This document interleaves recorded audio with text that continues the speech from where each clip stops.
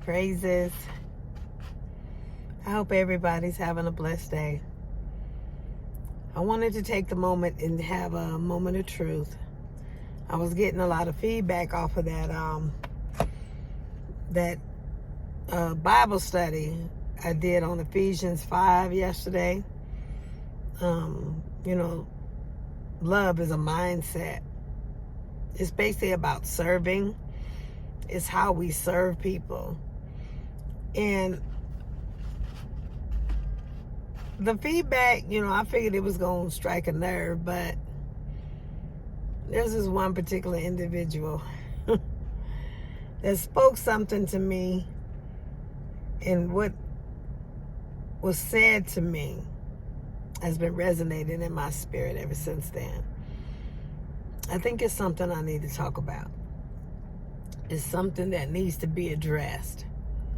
A lot of people are running around here hurt, dealing with, lost loved ones, people that have gone on.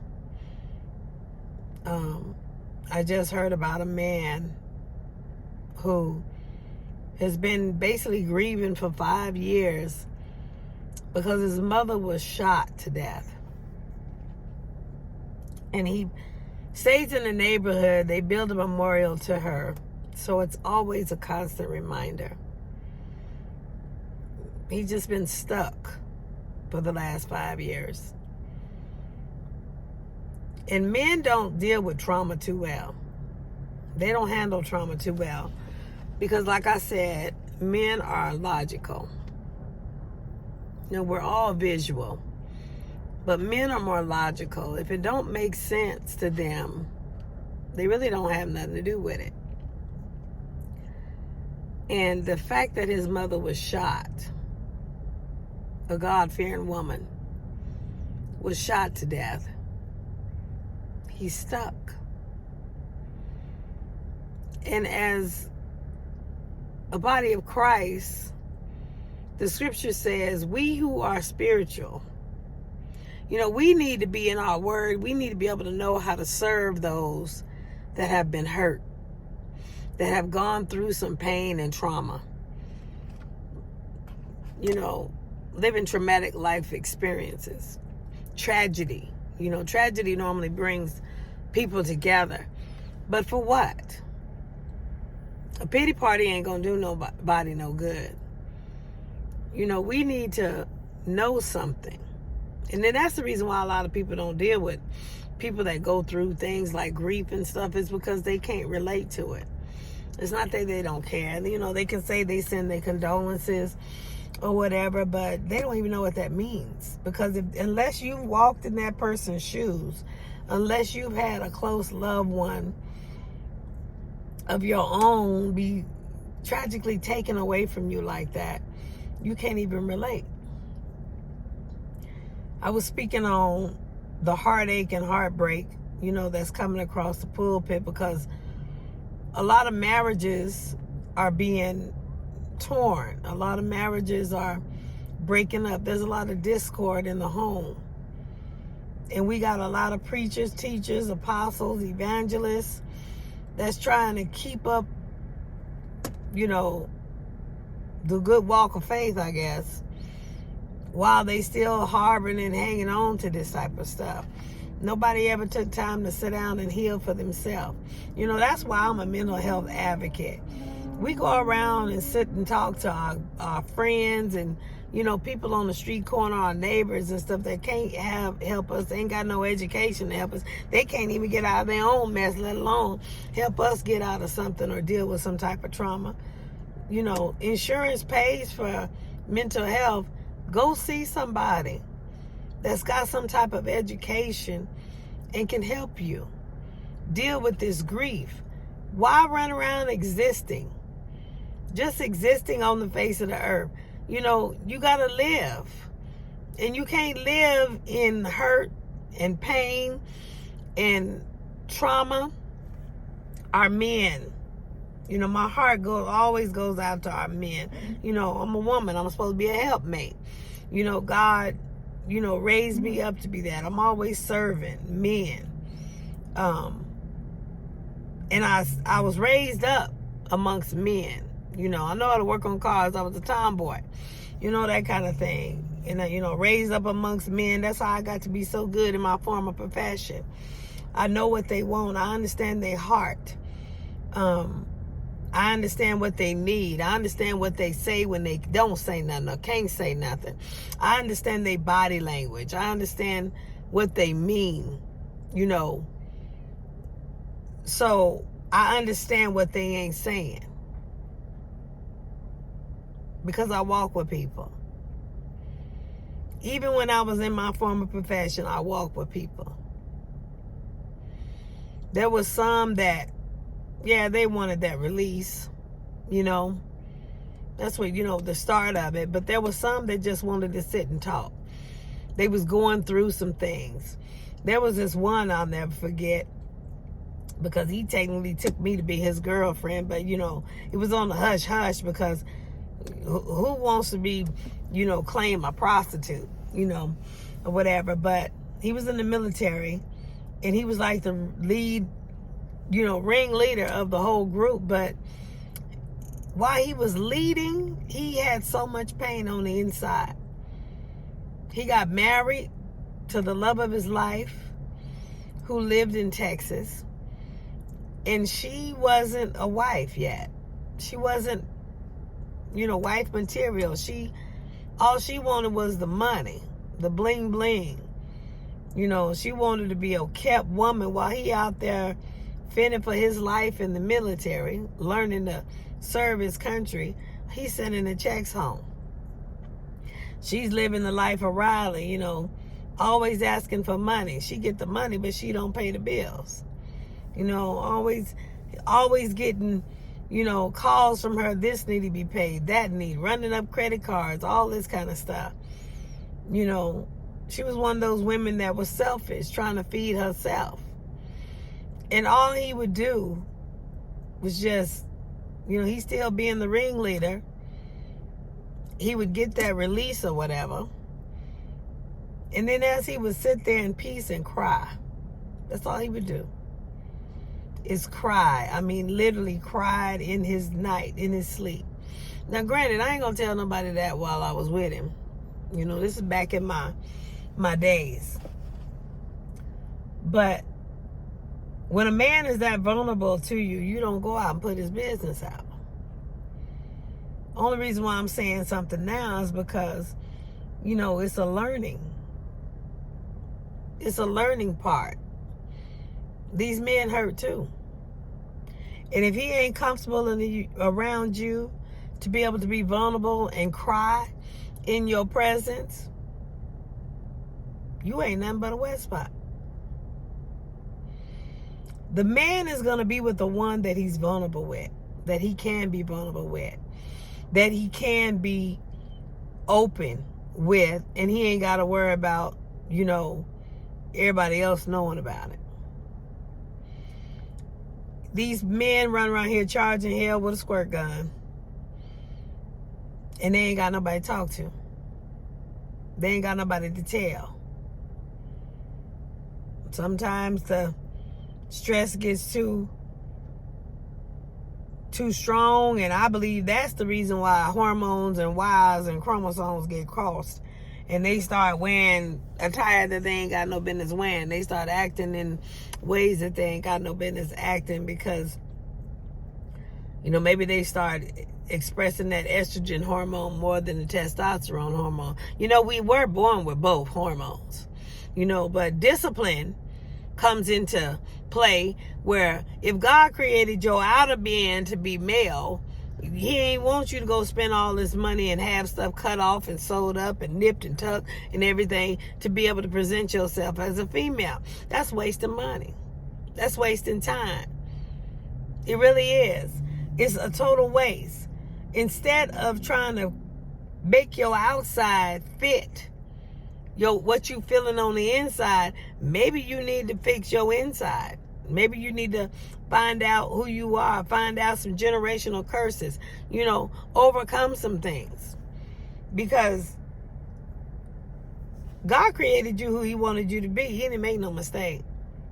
And if you came in this world with a handicap or a demonic challenge or whatever, the scripture says that it's visited on the children, on your children 2 or 3 and 4 generations.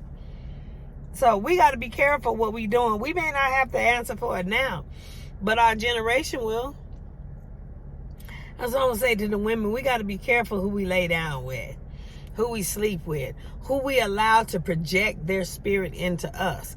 Because when we take on that man, when we allow him to project into us, we not just taking him. We taking his generations and his spirits, his generational curses. We taking on his lineage. That's the reason why prostitutes run around here looking like the Walking Dead half the time. Because they done took on so many people's lineage. They done took on so many people's, spirits. So many people's, the essence of so many men, to where, husband and wife start to look the same. Their bodies start to shape the same. That's how you know when the marriage has been consummated. You got boyfriends and girlfriends running around here, their body shaped the same. They start to look the same.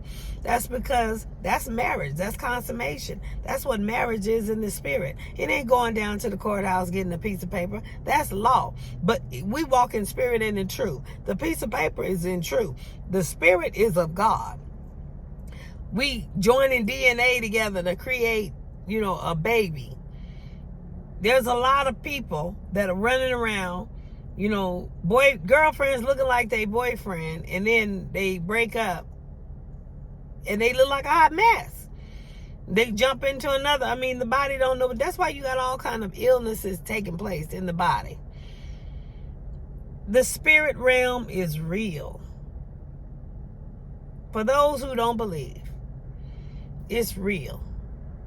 You ought to know it's real because when the man and the woman conceive, another human being is born. So when ain't nothing being conceived, that man's spirit is still running around up in that woman. The woman get butterflies or whatever in her stomach. The woman is even able to, things happen. She can think on something and she begins to know his spirit, know how he thinks, know what's going on with him. She can, he can say something, or she can think a thing or say something and he'll finish it. It's all spirit. Just because you ain't pushing out no baby don't mean that man's spirit ain't running around in you. And it lasts about 72 hours, then the spermatocytes die. So when husband and wife, they need to consummate at least every 72 hours. If not, they leave an open breach for the enemy to come in. You're learning something today. That's why if you are not married to your own spouse, your own husband, your own wife, you ain't got no business out there being spiritual, let's just say it like that, with anybody else. Yeah, you need to be celibate until God brings you that one. The one that he want to join to you. Scripture says, what God has joined together, let no man put asunder. That's the one that's what that means. That's joining together. Sex is healthy. Like I said yesterday, sex is healthy. God gave it to us. It's healthy. So that release is healthy. He wouldn't have gave it to us if we didn't need it. It's healthy. But the context and the perspective that you do it in determines whether it's holy or unholy. You can't, ladies, it's time out for laying with some man that say they commit to you, that say that they want to be with you. They saying all this stuff, but they ain't doing nothing. 90 days later, as the book say. He done waited 90 days. He done went through the rules and everything else they're going through the 90 days. The atmosphere is set and you finally give it to him. And then he don't answer the phone. He don't call. He don't write. He ain't doing nothing that he was doing before. And then you think it's something wrong with you. Like maybe he didn't like it or something like that. But the truth of the matter is men are hunters. And once he caught the game, on to the next. Commitment is action. When a man says he commits to you, don't get all flurry-eyed. When you see him committing, when you see him doing things that he said he was going to do, in his behavior, then that's when you can trust that he going to do what he say he going to do. And even with that ought to cost him something. That ought to cost him his name, because out here nowadays, these diseases and stuff out here, they still out here. Just because they stop talking about them don't mean they ain't out here no more. You mess around there and get something from somebody, something fatal or not, and he gone off, you still stuck with that. You still got to deal with it. It's going to cost him his name. I went through all that purging. I've said this before. All that purging and everything I had to go through to get all of them spirits out and to be free. Ain't no way on this side of God's green earth. And I'm not going to just let anybody tamper or taint me. That paper got to be signed. The ceremony got to be taking place. And the commitment got to already be shown, be made. Because this one is the end of it. I've been married and divorced enough times. I'm too old to be going through all that trauma. Divorce is trauma. It is. It sends your body and your mind and your psyche through things that you never would think, but it's like a spiritual death, because you've been tied and connected to an individual for X amount of years, and then all of a sudden that person ain't there no more. It literally feels like a part of you has died, because like I said, it's spiritual. That's marriage in God's eyes. It ain't just a piece of paper. There's a whole bunch of people going down there getting that piece of paper, but they not married in God's eyes, because you know, they hooking up, doing the do and consummating, but they spirits ain't even together. They unequally yoked. One serving one and the other serving God. You know, a lot of people, a lot of men, let's just say that, well, women too, are idolaters. That's a sin that a lot of people are in, is idolatry.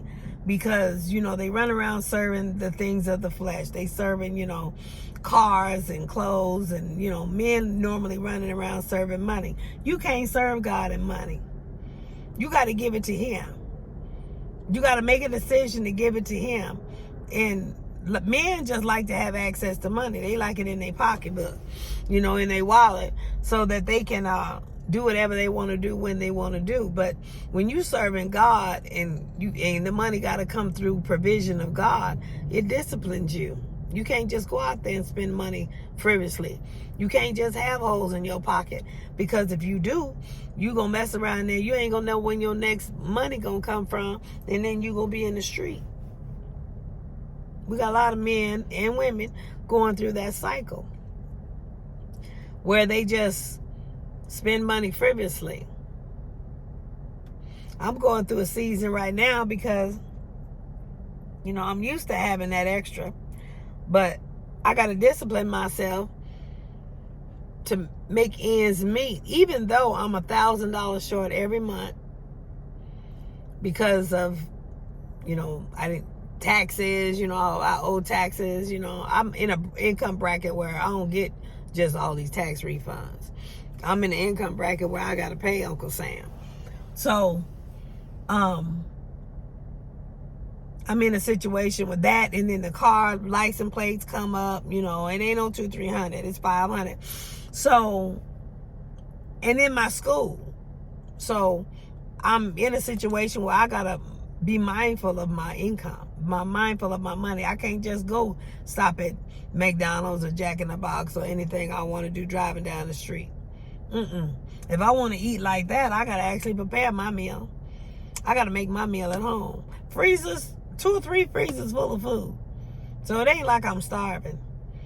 It's just, I know me. I get to run in and I don't feel like preparing. I don't feel like, but God is working on me, as far as, planning. Maybe I'll make my lunch the night before or something. He's working on my health and everything because, like I say, my finances are strained right now.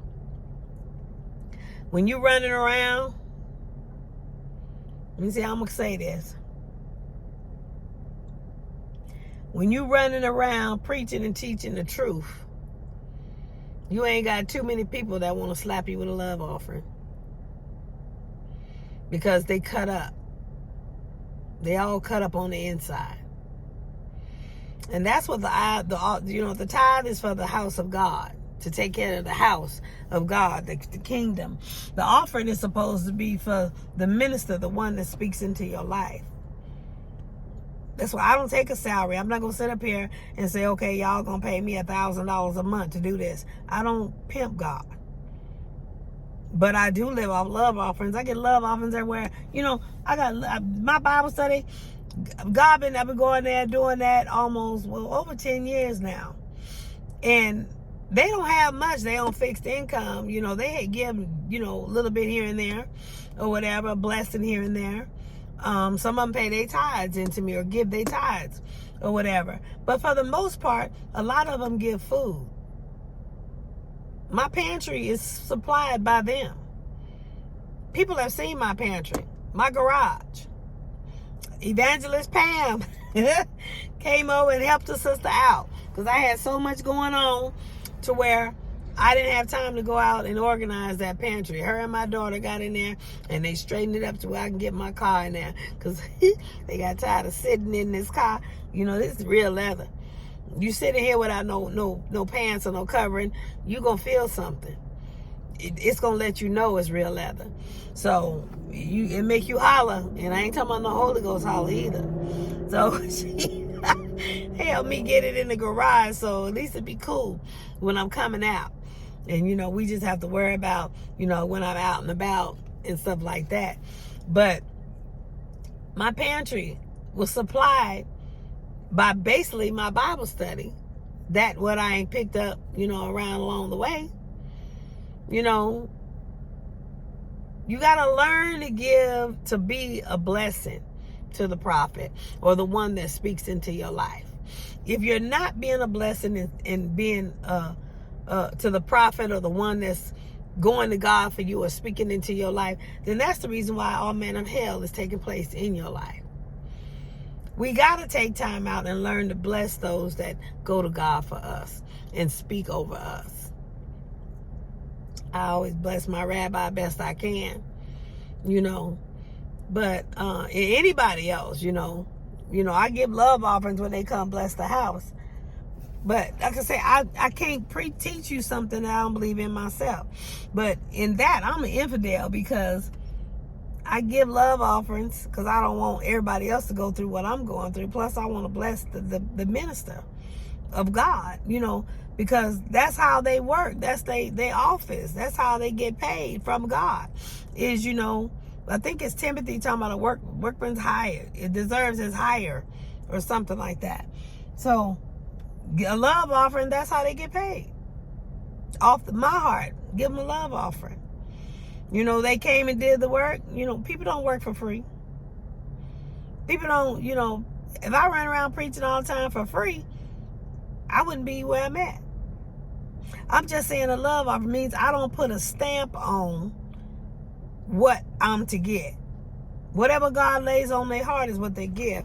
But like I said, I got a whole full food pantry to where I don't have to ever go shopping at the store unless I want something. I got meats. I got everything. I don't have to go to the store. And I didn't have enough. I had overflow. I'm trying to get rid of some and get it out because I got boxes and boxes of overflow right now that I'm looking to donate to people that need to eat. So, for the last 10 years, they've been blessing me with food and gas money, whatever. That's the office of a pastor, of a clergy. God pays us. That's in the book of Leviticus. The tithe belongs to the Levites, the priest. It goes to the house. And after the house is taken care of, then it's supposed to take care of God's people, God's prophet, God's evangelists, teachers, whatever. But a lot of people just look at, I ain't paying this, I ain't doing this, I ain't blessing that. That's the reason why that seed of that word never comes to fruition in your life, because you disrespect the one that's spoken into your life. If the pastor or the prophet or the bishop or whatever, clergy, whatever, is the minister, if they are struggling in their life and they speaking into your life and you not being a blessing to them, that's the reason why hell is in your life.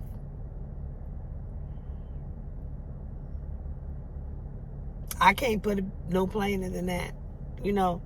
My rabbi taught on tithes and offering. It's on my YouTube channel down back when we was doing, when he was with me doing Bible study at the Rose Gardens.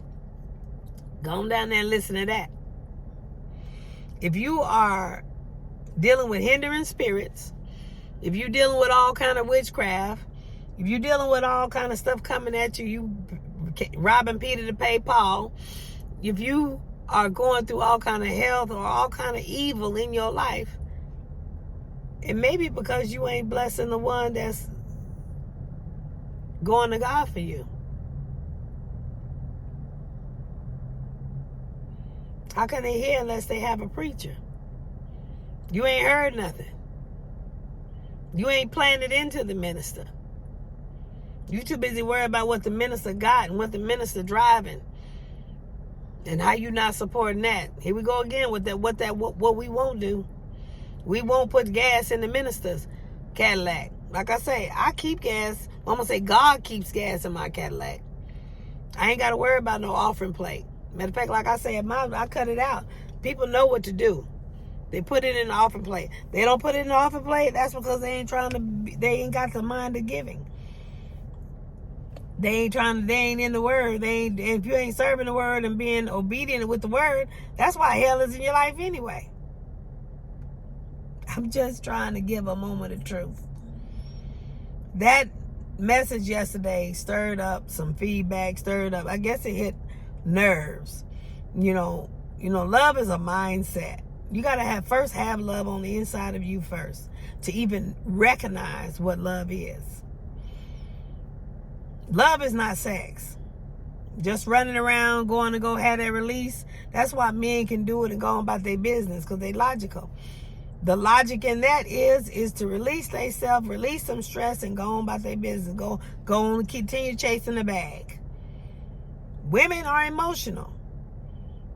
We take that release. We receive that release, the essence of that man. And we sit there and naturally we want to try to help. We want to try to do for the man. We want to try to build the man up. We want to try to do all of that. We want to try to act like he our man, our husband. But he ain't answering the phone no more. And then we feel scorned because we didn't have enough confidence and self-esteem in ourselves to stay pure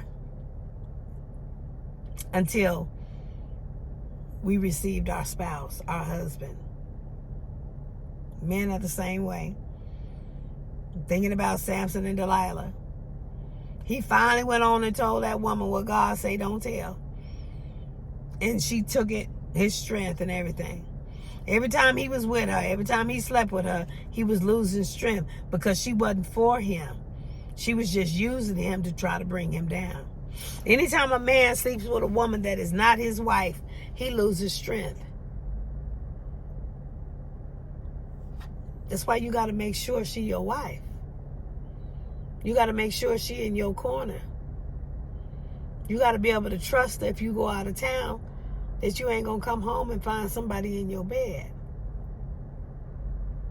I felt that. And that came to me because that's very devastating to men. I'm talking about the ones that's actually out here providing and doing what they supposed to do, what thus saith the Lord. God is providing provision for their family through them. And they doing the most. You know, they live in the word of God. You know, they quality. You know, beautiful. Got the house, you know, making sure everything was running right. You know, they doing what I'm doing for my children. You know, they providing. And they doing everything. And then they come home. And they learn that their wife has been enjoying their space with another man.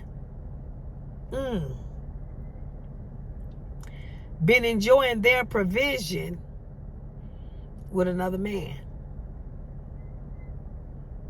Been sleeping with another man in the provision that they provided.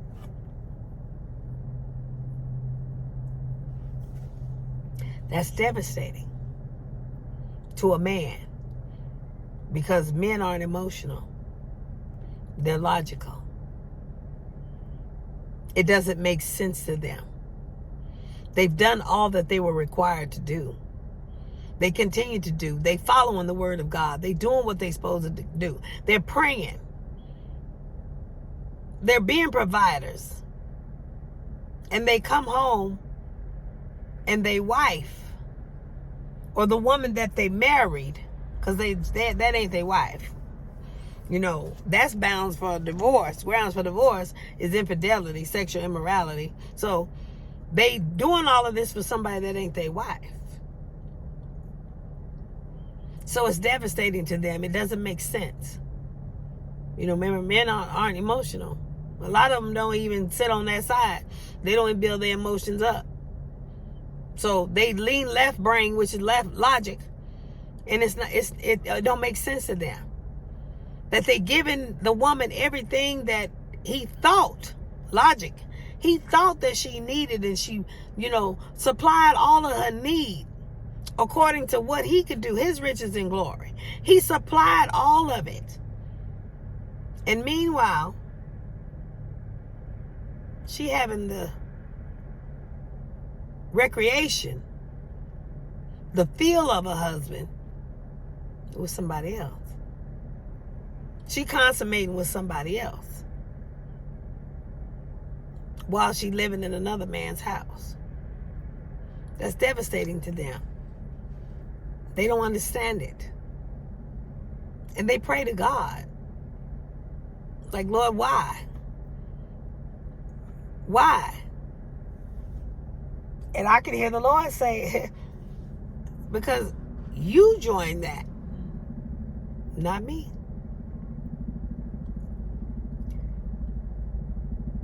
Most men don't recognize love because they don't have it on the inside of them. That's because they're not in tune with their emotions. You know, they try to find love in the midst of doing all these hours and work and chasing the bag. But you can't find love unless you sit in the garden with God. The only time you can find love unless you sit and spend time with somebody, with God. First, you got to sit and spend time with God, so you understand who God is, how He is, because God is love. You got to understand how He, you know, how He works, what the motion, what love look like. You know, love ain't just, you know, dropping a wet spot everywhere. You know, some people have been hurt, abused, sexually molested. You know, that type of love ain't God's love. So sometimes their picture, their frame, or they mind frame of love is all messed up. So men don't normally take the time to sit with God to find out what love is supposed to look like.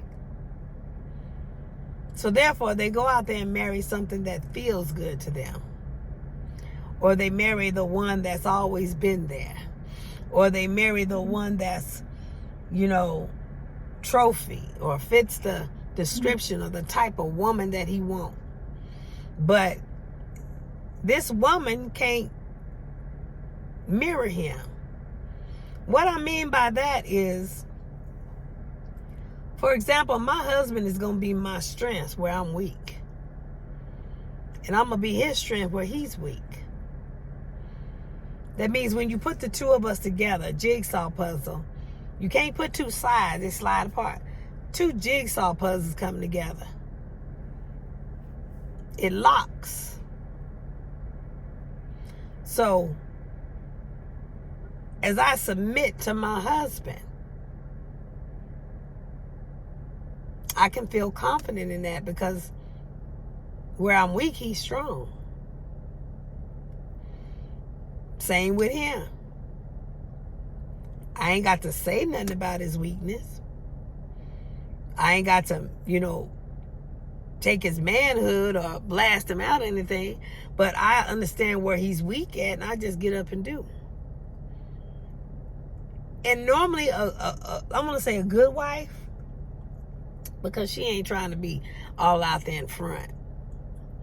A good wife will do it in a way that it gives, first of all, it gives God the glory. But next, it gives him the glory. Her name ain't got to be on it. She ain't got to get the credit for it. See where I'm going with this?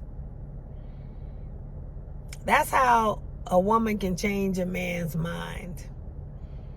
It's by being his weakness. Being the strength where he's weak. But in a way where it builds him up to where he feels like he's doing it himself. You just learned something. So, man ain't gonna listen to woman. So ain't no sense of sitting there talking to no man, constantly in his ear trying to tell him what to do. He ain't gonna do it.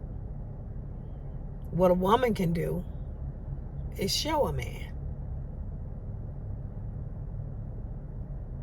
In her actions. He can't fight or argue with that because you ain't said nothing. Body language is 80% communication. 20% is verbal. If you shut your mouth and just move, you can get that man to move. Example. How many times have that man called you and you don't answer the phone, that he blow the phone up trying to get to you? But any other time, you call or text and he don't respond. Case in point. So, we got to stop giving the man what they hunting for. If you want to be married, close your legs. I know a few of them that was for. If you want to be married, close your legs. Stop running around dropping like it's hot. Stop sleeping with every man that you come to. And then get upset when they marry somebody else in your face. Stop going through all emotions, creating soul ties by sleeping with him. Because you already gave him the best of the best. He ain't got nothing to look forward to. Hold out till you got him lock, stock, and barrel. That way, if he decides to change his mind afterward, he's stuck. He got to go through a whole divorce process. Now, that's one thing I know about men that's, logical. They're not going to go all the way through that just to turn around and get a divorce. If they make a commitment to going on that far, they're going to hang until they find a reason not to. And generally that reason not to is that woman done had committed sexual immorality or he done committed sexual immorality. So if you too scared to marry somebody because you scared they're going to go sleeping on you, You don't need to be married in the first place. That means you don't know enough about him. If he cheating on you now, if he's sleeping around with other women on you now, a marriage certificate or sleeping with you ain't gonna change it. He gonna continue to sleep with other people. And man, it's time out for these quiet women. They quiet for a reason. Just because they feel like they little house on the prairie and they quiet, they ain't doing nothing, you need to check on them. I told one that. I say, don't announce your return. Just be quiet. Just surprise. Just show up. And he showed up and got his heart broke. Because she wasn't perfect Patty like she presented herself to be. She was quiet because she had fossils in the closet. She had all kind of stuff going on. Know who you with. Know who your soul is tied to. Because that soul could be anchoring you in hell.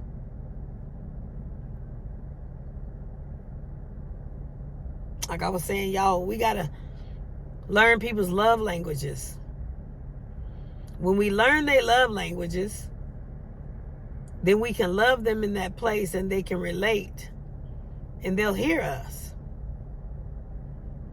If you loving somebody some way that's not their love language, that's the reason why I feel like you can't get through to them. That you can't change them. You're not even, if somebody need money and you giving them a piece of bread, that's not helping them. They can't pay their rent or pay their mortgage with a piece of bread. That's what that looks like. We got to meet people where they at. So make sure you know the individual's love language in order to be able to relate to them in the way that is appeasing to them and, appeasing for you. Because I was talking yesterday about the culture. There's a lot of different cultures we done came out of. We got to understand something about that individual's culture. Like I said too, there's a lot of cultures, men don't have no respect for women. You sit there and marry a man, ain't got no respect for you, mess around there and get your behind whooped. There's a lot of cultures where the men just do that. And what it is they not so much whooping you, it's whatever they feel on the inside of them, the anger that's on the inside of them, they take it out on you. That's if you're a woman that don't do nothing. Now, if he a big toddler, if he throw a temper tantrum and can't get his way, he may slap backhand you or something. You got to know the culture. You got to know the best bet for a woman is talk to his mama. Sit down and have a good get to know his mama. Have a good conversation with his mama, because his mama can tell you where he been. His mama can. There's this one that his mama can't stand him. And this young lady is married to him. And she going through sheer hell.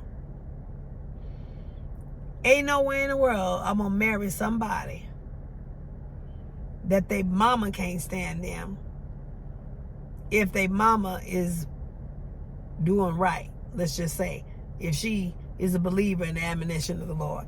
Now, if she ain't in the admonition of the Lord and she doing her own thing, I might, think about it. Because maybe the son is going right and she ain't. But this young lady, and my heart goes out to her, feels like, or it looks like, seems like she done married the devil.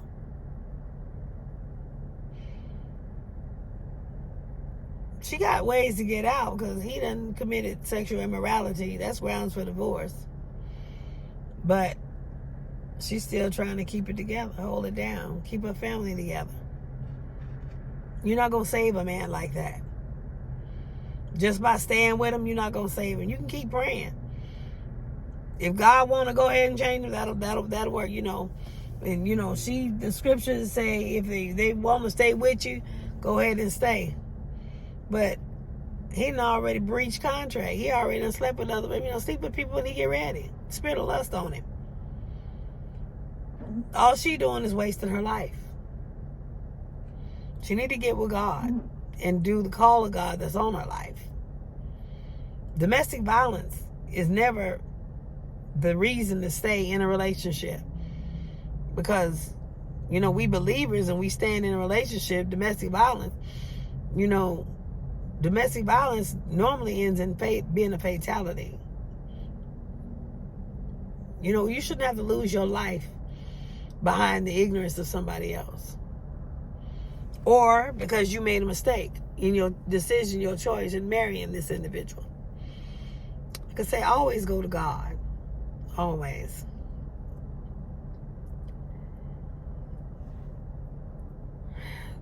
Talk about womanizers. These are men that's had, maybe they can't stand their mama. Maybe their mama wasn't good.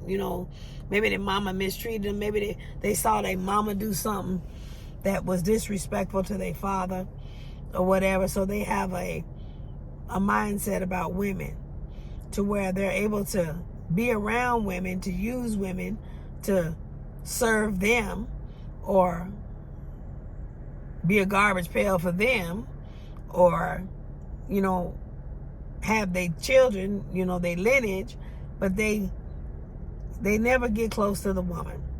They have no respect for her. She's just another tool. That's in the mind of a womanizer. Basically, it's the mind of a narcissistic person. So we got to be careful of who we hook up with. If he can't stand women, why are we marrying him? You're not going to be that woman that changed him. God got to be the one to change that man. He got to want to change. And he got to be changed before he get with you. Because if not, you're going to be living in a narcissistic relationship. And you going to get the worst end of the stick. Every time he get frustrated, he going to take it out on you. That's what men do that are womanizers. They've seen something in their parents' relationship or their mother did, and they carry that hurt with them. And they pass what their mother did or the mindset of their mother on to who they with. It's like, if she did it, then this woman ain't no good either. We got to stop doing that. We got to stop making other people pay the price for what other people did to us. I am not going to make people pay the price of all that my ex-husband did to me. That's not right. That's being respect a person, actually. I can't charge every man that I meet in my life and treat him the way, or like he gonna treat me the way my ex-husband did. Everybody's different. Now, granted, there are times we get into patterns and we start picking the same pattern over and over, and that same trauma or same event keeps happening to us because we ain't cleaned our own self up. We ain't checked some stuff in our own spirit to where we can stop gravitating toward that type of individual. But that's in us, not in them. When you change that inside of you, you won't gravitate to that pattern of man no more, or that pattern of woman no more. You'll gravitate to somebody that is different. I ain't gonna say perfect, but I'm gonna say different. You won't gravitate towards that anymore.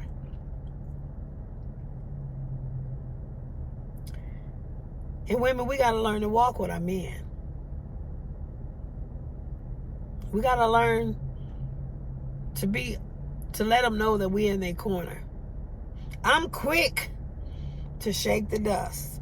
So yeah, it's cutting me up too. I'm quick to wash my hands and shake the dust. But the thing that gets me is when you have a man humble enough. I'm talking about sincere now. I ain't talking about somebody that's just saying something just to get you to do it. And then they keep doing it over and over and over. You know, you ain't supposed to keep putting yourself in the same position to get slapped or to be mistreated. You ain't supposed to be no doormat.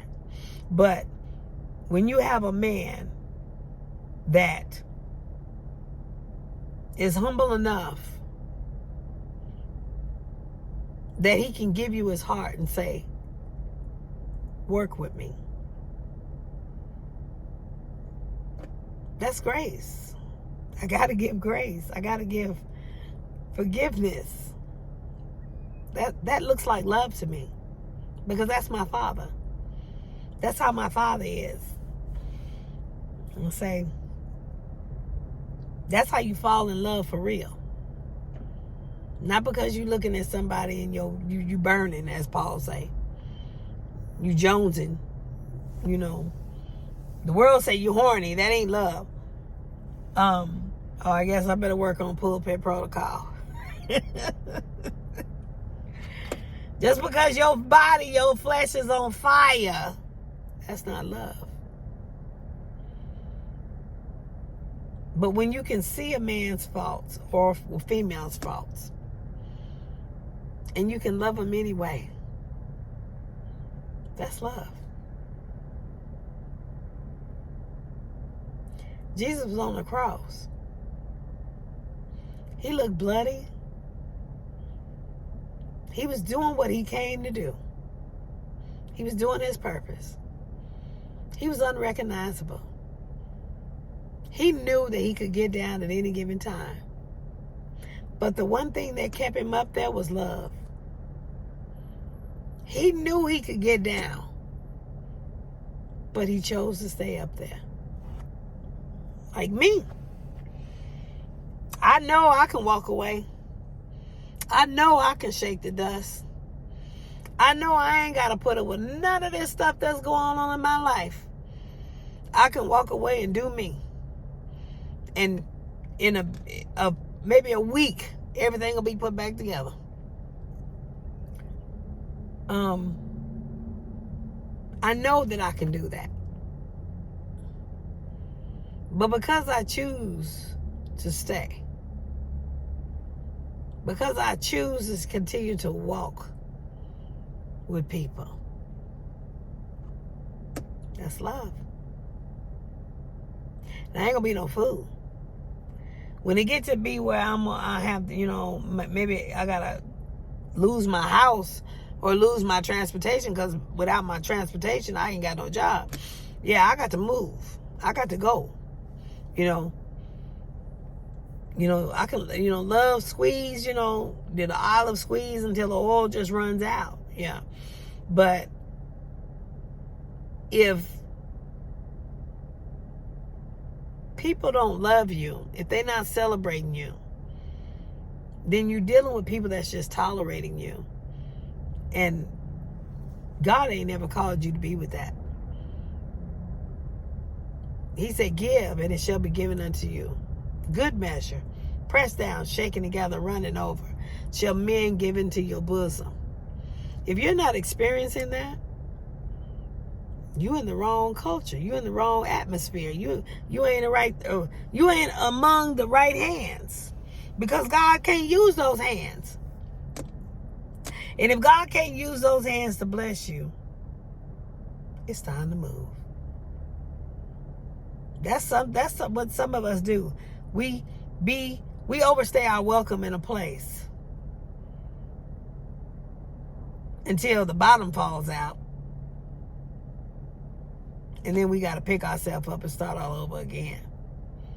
When God moves, when God is not in the equation anymore, we ought to recognize when God got up and left. Like Elijah, when the brook dried up, he knew it was time to go. He couldn't sit there. How? He wasn't good. The ravens was feeding him, but when the brook dried up and he had no water, how was he going to sit there and survive? He would have sat there and died. When the brook dried up, he knew it was time to get up and go. God gave him provision somewhere else. We got to know when a cycle is over. We got to know some of us grieve and grieve and grieve, and we don't never want to come out of it. There's a time to mourn. Ecclesiastes 3. There's a time and a season for everything. We got to know and recognize when that season is up. Some of us is holding our own self back, restricting our own self. If you got a man or a woman in your life that is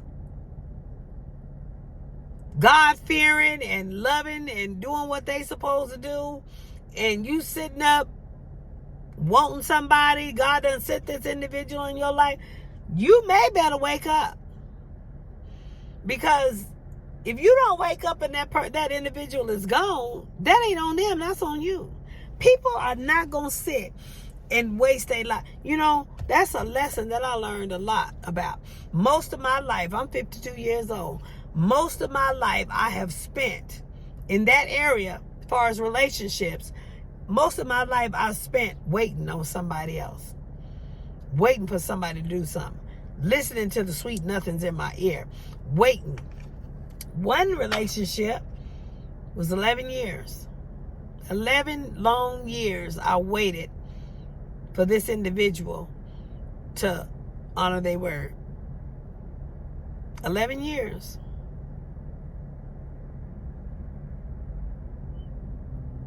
I got tired of waiting. Got up and started doing me. Thank God during those 11 years I started working on my degrees. I was doing something to occupy my time, building myself up, edifying myself. And when I stopped waiting to come out of that, I went running. I'm not going to sit around and wait 11 years. Who's to say I got 11 years? My clock is ticking. And I'm not just going to waste it sitting around waiting. I'm going to do whatever thus saith the Lord say do. But I'm not going to sit and wait for no one. I'm going to move when God say move. Most of that, you got to be around people that's accountable. I got people that's all over the place doing what they want to do. That's not being accountable. I'm the pastor, but they do what they want to do. I let them do it. Because I've learned that when one ain't doing something, God brings another. God has filled up spots and positions to help me out. I just give it to God. I don't chase no man that's not accountable to me either. I ain't going to sit around wondering where no man is. I ain't going to sit around wondering, am I going to hear him? Is he going to text me? Is he going to call me? Where he at? I'm not going to sit around and AirTag or Apple, whatever it is, and look for no man. If I don't know where he is just because he want to be transparent with me, I ain't going to waste my time. Because what one man won't do, another one will. That's all I'm going to say about that.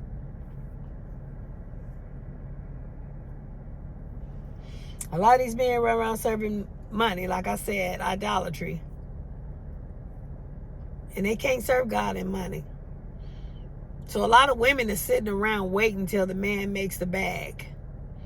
And a lot of relationships or marriages are falling apart because the woman, she's sitting in a house where everything is taken care of, but she ain't got no companionship. A lot of women don't sign up for that. They don't sign up for the man to be... First of all, if you want to be married, you need to be with that woman. Not running around all your marriage and you never home. You never home to help raise the kids. You never home to do nothing. You need to be home with your family. That's family. You don't need to be a Rolling Stone. That's not marriage. If you want to do that, you stay out there and you make that bag. And then when you get that bag made, then you come and provide for your family. You can't ask a woman to sit at home and take care of the home. She's supposed to be a wife. She didn't sign up for that. A lot of women ain't going to sign up for that. A lot of women want to be married because they want to be married. They want their husband. They want to share their life with their husband. And if their husband is running around the country, you know, that ain't marriage to them. Now, granted, there are women that do marry people in the military because, you know, they out and about. I can understand that. But that's because they want to be a kept woman. They really ain't wanting for no relationship. They just want to be at home, be kept. Do what they gonna do.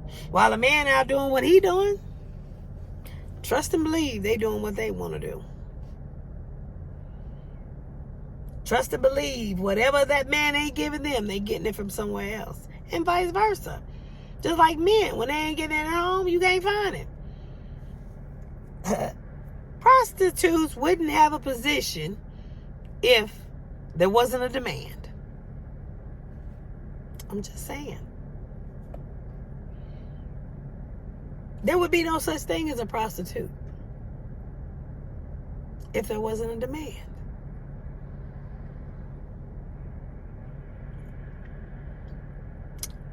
We got to be accountable to each other. Husband, wife, brother, sister. You know, in our relationships, we got to be accountable. And we got to be mindful of the ones that are emotionally unavailable. The ones that's been so hurt that they have no emotion whatsoever. You know, a lot of men, logic, they ain't got no emotion.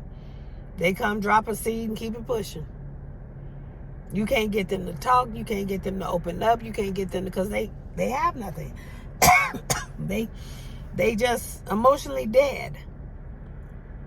Because they've gone through so much trauma and kept it on the inside. They bitter. Like, what's her name? Naomi. She was so bitter.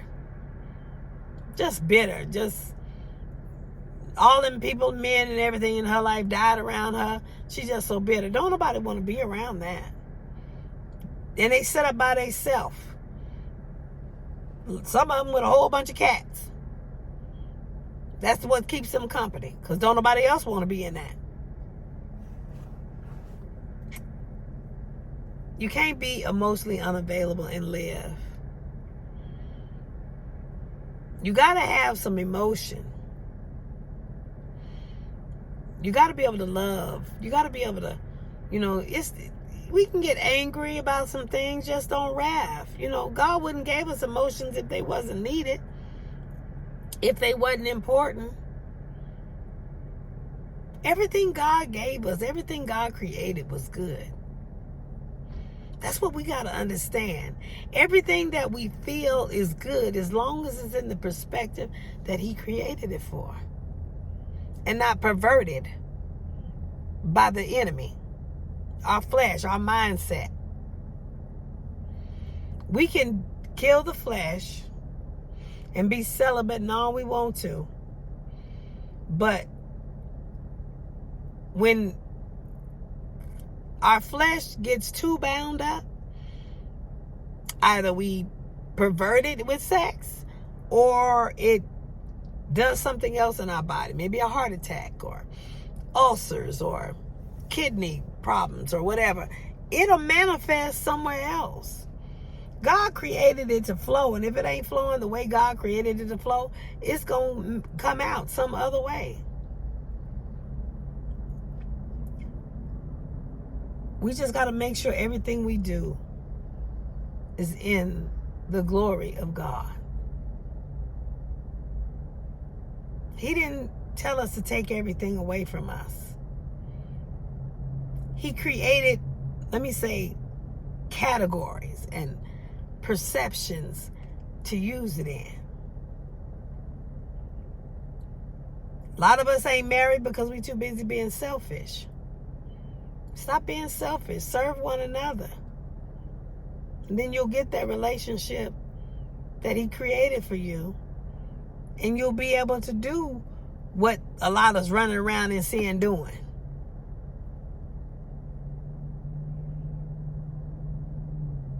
Men can't run around here stressed out. They don't need to run around here and sin either. But if they can't find refuge in their wife, men will do whatever makes sense and keep it pushing.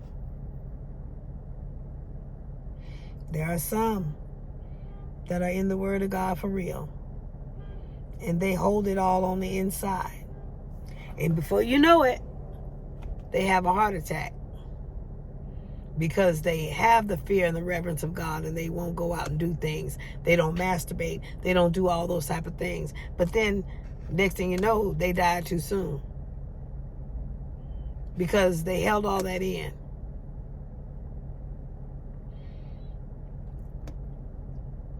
Everything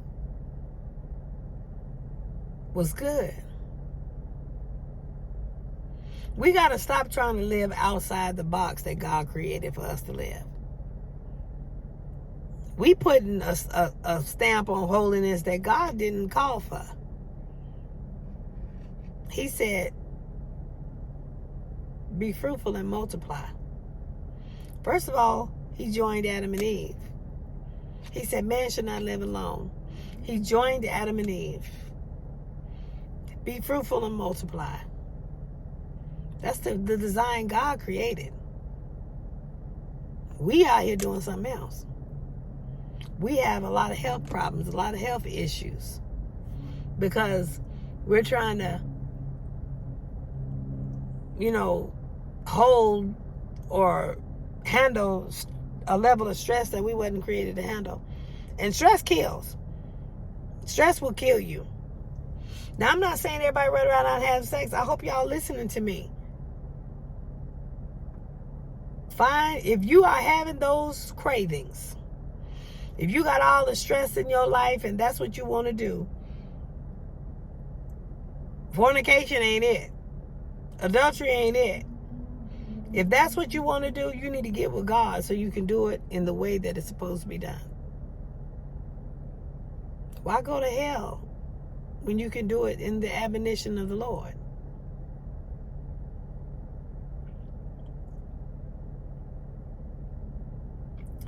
We got a lot of men and women that's displaced.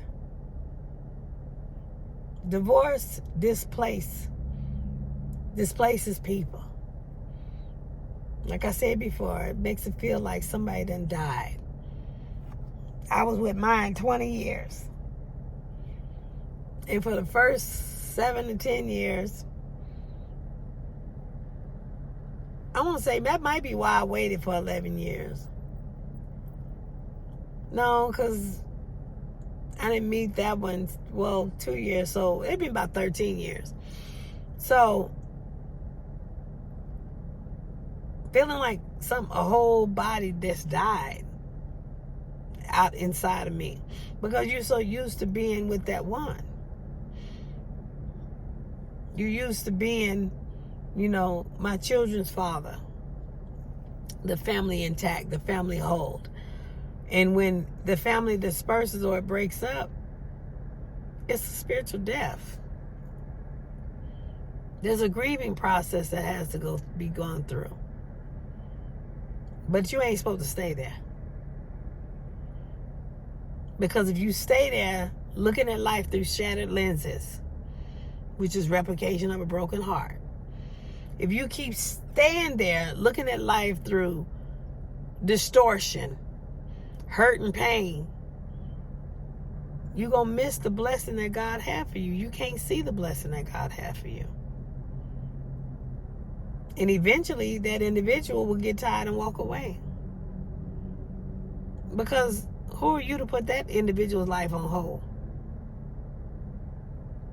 No man knows the day nor the hour. That's disrespectful. It is. We got to do things to get ourselves together We can't play the victim. Playing the victim is not beneficial to us, and it's disrespectful to the others that we trying to get to wait on us. Walking with a person and waiting on a person is two different things.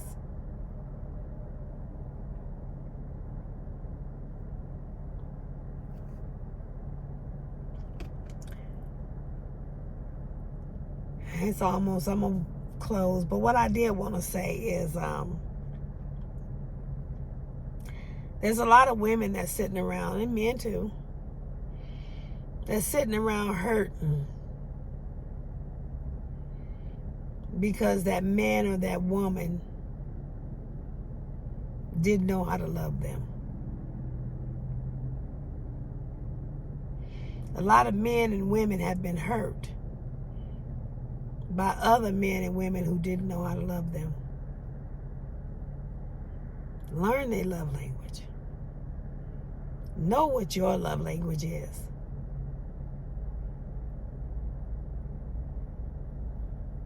That way, maybe you can tell them. Help them out. And if they don't want to love you in that language, that might be your exit, stage left right there. But we got to walk with people for real. We got to be able to relate to people. I told my evangelists, I said, y'all got to learn some love languages in order to reach the people. If you don't know the love language of a person with all this hurt and pandemic and grief and everything that people is going through, the church can't reach the people because they so guarded up with all this pain and trauma that has taken place.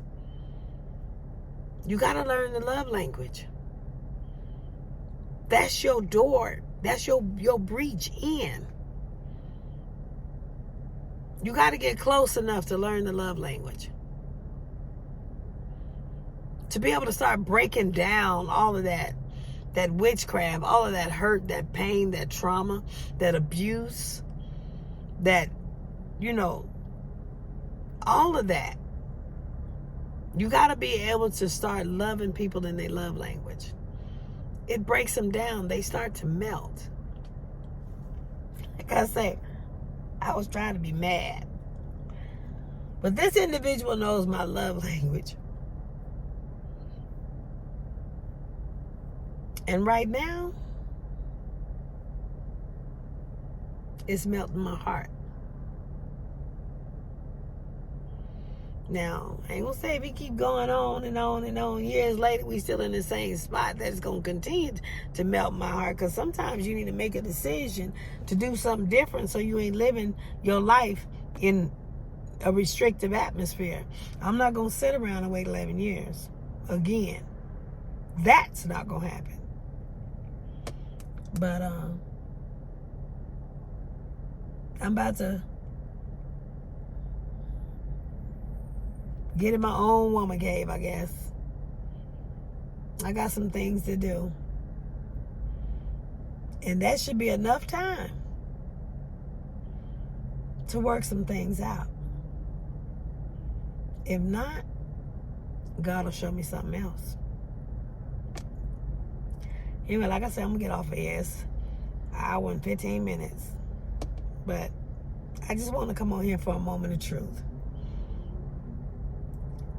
And let people know that you got to be able to relate to people. What's the point in being a leader trying to lead people if you can't even relate to them?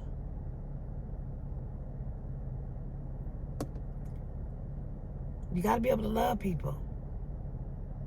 And the only way you can love people is you got to love yourself. You got to know what that looks like. You got to know what that feels like. You got to be able to recognize it yourself. Because if you can't recognize it yourself, you don't know what it looked like in nobody else. Somebody could be loving you and you don't even know it. You got to know what your own love language is so you can recognize how people are loving you. Y'all, stay blessed.